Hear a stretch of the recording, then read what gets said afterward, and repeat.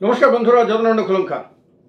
রাজ্যে যখনই পরিবর্তন হোক না কেন, সে 1 বছর পরে হোক, 2 বছর পরে হোক, 3 বছর পরে হোক, অথবা 5-7 বছর পরেই হোক, রাজ্যে যখন সরকার পরিবর্তন হবে, অর্থাৎ বিজেপি তীব্রামথা আইপিএফটি পরিচালিত সরকারের পরিবর্তন ঘটিয়ে যখন অন্য কেউ ক্ষমতায় আসবে, তখন বর্তমান যারা সবচেয়ে বড় শাসক দল রয়েছেন তাদের ধর্ম নিয়ে অন্ততপক্ষে কথা বলার আর কোনো সুযোগ থাকবে না। অন্ততপক্ষে রাজ্যের সাধারণ মানুষ তাদের মুখে আর ধর্মের কথা আর শুনতে চাইবে না একেবারেই। কারণ হলো যে তারা যে আইডেন্টিটি ক্রাইসিসে ভুগছেন, 7 বছর একটানা ক্ষমতায় থাকার পরেও নিজেরা এখনো নিজেদেরকে এই সমাজে, এই রাজ্যে পরিচিত না বলে মনে করছেন।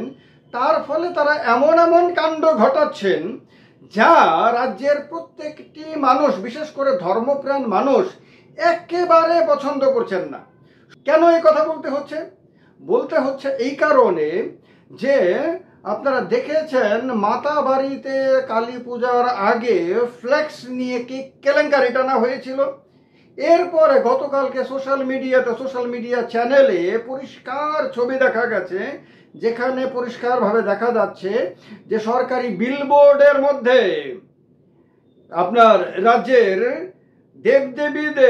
দেবদেবীদের ওপরে আবারও মন্ত্রীদের ছবি, আবারও মানুষের ধর্মীয় ভাবাবেগের মধ্যে আঘাত।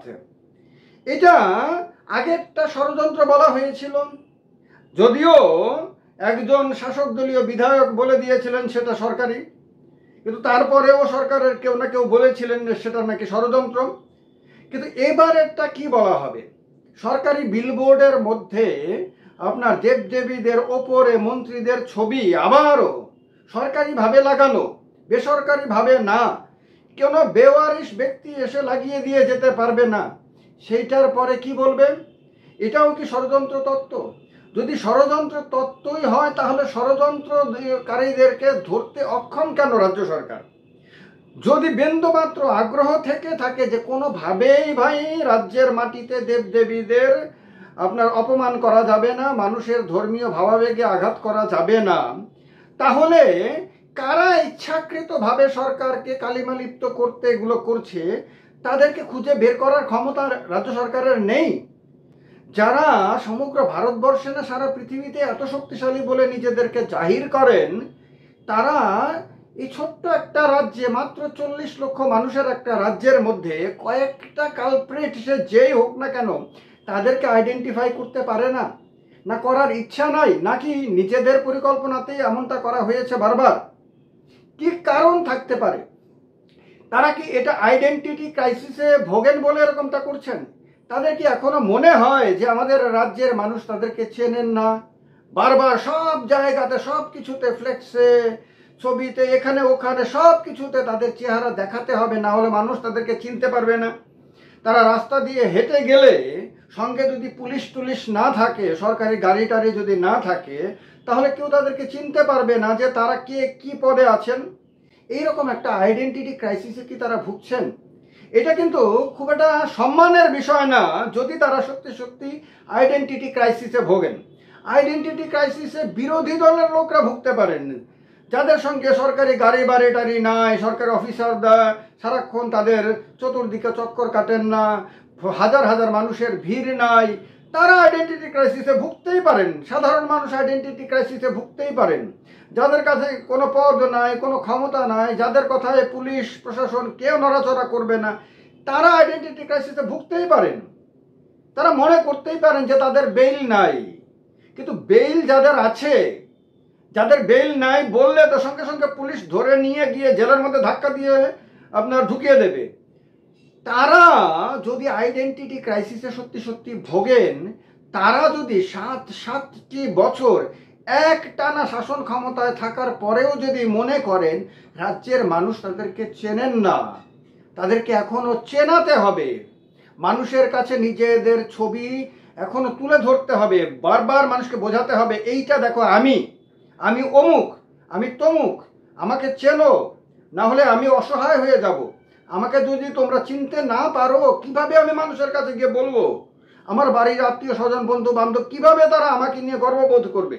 আমাকে আমার কথা বললে, আমার ছবি কোথাও দেখালে যদি মানুষ চিনতেই না পারে, আমি মানুষের মধ্য দিয়ে হেঁটে গেলে পরে যদি মানুষ বুঝতেই না পারে যে বেইল নাই আর বেইল আছে, এই দুই অংশের মধ্যে আমি কোন অংশে পড়ি, এটা যদি মানুষ বুঝতেই না পারে, তাহলে আমার এই এত বড় বড় পদে থেকে এত গাড়ি বাড়ি অমুক টমুক কত কিছু নিয়ে, লোক লস্কর টস্কর নিয়ে এত কিছু ক্ষমতা টমতা ভোগ করার কি অর্থ থাকতে পারে? সুতরাং সব জায়গাতে আমার ছবি লাগাতে হবে। পাবলিকের পয়সা, যে পয়সা দিয়ে বেকার যুবক যুবতীদের চাকরির ব্যবস্থা করা যেতে পারত, তাদেরকে লোন দেওয়া যেতে পারতো একটা ছোট্টখাট্ট ব্যবসা করার জন্য, যে বাচ্চাটা বইয়ের অভাবে পড়াশোনা করতে পারে না, যে মানুষটা আপনার অর্থের অভাবে চিকিৎসার জন্য আপনার ওষুধ কিনতে পারেন না, ডাক্তার ভালো ডাক্তার দেখাতে পারে না, যে মানুষগুলো তাদের বাড়ি নাই, বাড়িতে কোনো বিশেষ জরুরি জিনিসের অভাবে সেটার জন্য এদিক ওদিক হন্যে হয়ে ঘুরছে, তাদের সেটা নাই, কৃষকের ধান খেতে দেওয়ার জন্য যদি সার বা কীটনাশক যদি নাই, সেটা কিনতে পারছে না, সেগুলো এই কাজে এই পয়সা সেখানে খরচ করা যেতে পারতো। সেই পয়সাগুলো দিয়ে ফ্লেক্সের ছড়াছড়ি এবং সোশ্যাল মিডিয়াতে মানুষ এত বেশি অসন্তোষ প্রকাশ করে, মানুষ এগুলো এখন বলে প্রকাশ্যে, সোশ্যাল মিডিয়াতে যারাই চোখ রাখে তারাই দেখবেন যে সাধারণ মানুষ এখন বলেন যে চেনে না বলে কেউ, এই কারণে আইডেন্টিটি ক্রাইসিস থেকে এই ফ্লেক্স দূষণ করা হচ্ছে নাকি, মানে একটা নতুন টার্ম রাজ্যের মধ্যে মানুষের মুখে মুখে প্রচলিত হয়ে গেছে। দৃশ্য দূষণ, শব্দ দূষণ, জল দূষণ, বায়ু দূষণ, এগুলো আমরা দীর্ঘদিন ধরে শুনেছি। এখন মানুষ বলছে ফ্লেক্স দূষণ। ফ্লেক্স এমনভাবে রাজ্যের দিকে দিকে ছড়িয়ে দেওয়া হয়েছে এবং প্রত্যেকটি প্রোগ্রামে বা প্রোগ্রাম ছাড়াও ছড়িয়ে দেওয়া হচ্ছে যে এটাকে মানুষ এখন দূষণ হিসাবে দেখছেন। অর্থাৎ সেই ফ্লেক্সগুলো যে মানুষকে দেখানোর জন্য, যে মানুষের অ্যাটেনশন ড্র করার জন্য যে ফ্লেক্সগুলো লাগানো হয়, সেই মানুষগুলো যে বিরক্ত হচ্ছেন, তারা যে অসন্তুষ্ট হচ্ছেন, তারা যে এই জিনিসগুলোকে একেবারে ভালো দৃষ্টিতে দেখছেন না, বরং তাতে তারা বিরক্ত হচ্ছেন, সেইটা বোঝার মতন কি কেউ নাই? এইরকম এত চেতনাহীন হয়ে গেছে নাকি সবকিছু? এবং তাও কি এই আইডেন্টিটি ক্রাইসিস থেকে বেরোনোর জন্য শেষ পর্যন্ত দেবদেবীদের মাথার উপরে, যে দেবদেবীদের পায়ে মাথা রেখে লক্ষ লক্ষ কোটি কোটি মানুষ একটু সুখ, একটু স্বাচ্ছন্দ্য, একটু ভালো কিছু পাওয়ার জন্য বারবার কাতরভাবে কামনা করেন, প্রার্থনা করেন, যে দেবদেবীদের কল্পনা করে মানুষ আশ্বাস পান নতুন কিছু হবে, ভালো কিছু হবে, যে দেবদেবীদের কথা কল্পনা করে মানুষ সাহস পান মনের মধ্যে, যে দেবদেবীদেরকে অবজ্ঞা করে এবং বিশ্বাস না করতে বহু মানুষ বুঝিয়েছেন সাধারণ মানুষকে, কিন্তু যারা বারবার দেবদেবীদের বিরুদ্ধে কথা বলেছেন তারা অর্থহীন হয়ে গেছেন, রাজনীতির ময়দান থেকে তারা নিজেরা হারিয়ে গেছেন। দেবদেবীদের ছবিগুলো কিন্তু হারায়নি, দেবদেবীদের প্রতি মানুষের বিশ্বাস কিন্তু নষ্ট হয়নি, মানুষের বিশ্বাস কিন্তু অক্ষত রয়ে গেছে। আগে যতটা বিশ্বাস ছিল এখনো ততটুকু বা তার চেয়ে বেশি বিশ্বাস মানুষের মনের মধ্যে রয়েছে। সেই দেবদেবীদেরকে নিচের দিকে রেখে নিজেদেরকে ওপর দিকে রাখার মতন দুঃসাহস কেউ কিভাবে দেখাতে পারে? আইডেন্টিটি ক্রাইসিস না এটা চিন্তা চেতনার ক্রাইসিস? এটা কি ভাবনার জগতে ক্রাইসিস? না এটা আত্ম অহংকার, এমন এক অহংকার যে অহংকার সমগ্র চেতনাকে অন্ধ করে দিয়েছে, চেতনার দরজাগুলোকে বন্ধ করে দিয়েছে এবং বোঝাতে চাইছে বারবার যে আমি সর্বাধিক মানে উচ্চতায় আছি, আমার চেয়ে ওপরে কেউ নাই।